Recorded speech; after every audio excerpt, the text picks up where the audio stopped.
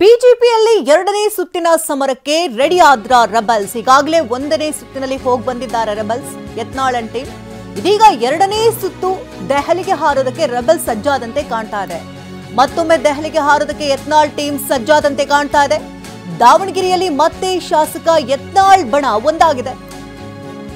GMIT ಅತಿಥಿ ಗೃಹದಲ್ಲಿ rebel ನಾಯಕರು ಸೇರಿ ಮಾತುಕತೆಯನ್ನು ನಡೆಸ್ತಾ ಇದ್ದಾರೆ.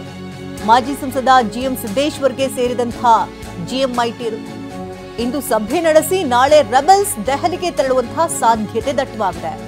ಈಗಾಗಲೇ ಒಂದು ಸುತ್ತು ದೆಹಲಿಗೆ ತೆರಳಿದಂತಹ ನಾಯಕರು ವಾಪಸ್ ಆಗಿದ್ರು. ಆ ಸಮಯದಲ್ಲಿ ಹಿರಿಯ ನಾಯಕರು ಸಿಕ್ಕಿದ್ರ, ಅವರೊಟ್ಟಿಗೆ ಏನೆಲ್ಲ ಮಾತುಕತೆ ಆಯಿತು, ಏನು ಇತ್ತ, ಅದೆಲ್ಲದರ ಬಗ್ಗೆ ಅಷ್ಟು ಅಪ್ಡೇಟ್ಗಳು ಸಿಕ್ಕಿರಲಿಲ್ಲ. ಈಗ ಎರಡನೇ ಬಾರಿಗೆ ದೆಹಲಿಗೆ ತೆರಳುತ್ತಾ ಇದ್ದಾರೆ.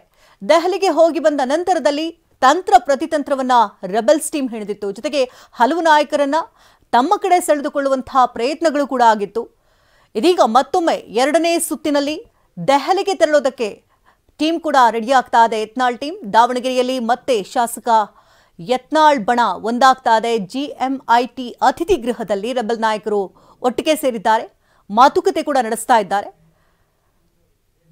ವಿಜಯೇಂದ್ರ ವಿರುದ್ಧ ಸಮರ ಸಾರಿರುವಂತಹ ಯತ್ನಾಳ್ ಬಣ ಈಗ ದೆಹಲಿಗೆ ಹೋಗೋದಕ್ಕೆ ಎಲ್ಲಾ ರೀತಿಯಲ್ಲಿ ತಯಾರಿಯನ್ನ ಕೂಡ ನಡೆಸ್ತಾ ಇದೆ. ಇವತ್ತು ಸಭೆ ಕೂಡ ನಡೆಸ್ತಾ ಇದ್ದಾರೆ.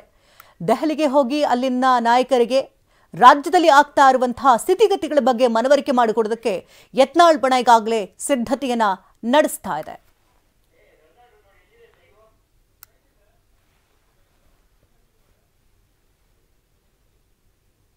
ಸಂಜೆ ಡೆಲ್ಲಿಗೆ ಹೋಗ್ತೀವಿ ನಮ್ಮ ಕಾರ್ಯಚಟುವಟಿಕೆ ಮಾಡ್ತೀವಿ. ಸಂಜೆ ಡೆಲ್ಲಿಗೆ ಹೋಗ್ತೀವಿ ನಮ್ಮ ಕಾರ್ಯಚಟುವಟಿಕೆ ಮಾಡ್ತೀವಿ. ಸಂಜೆ ಡೆಲ್ಲಿಗೆ ಹೋಗ್ತೀವಿ ನಮ್ಮ ಕಾರ್ಯಚಟುವಟಿಕೆ ಮಾಡ್ತೀವಿ. ಸಂಜೆ ಡೆಲ್ಲಿಗೆ ಹೋಗ್ತೀವಿ.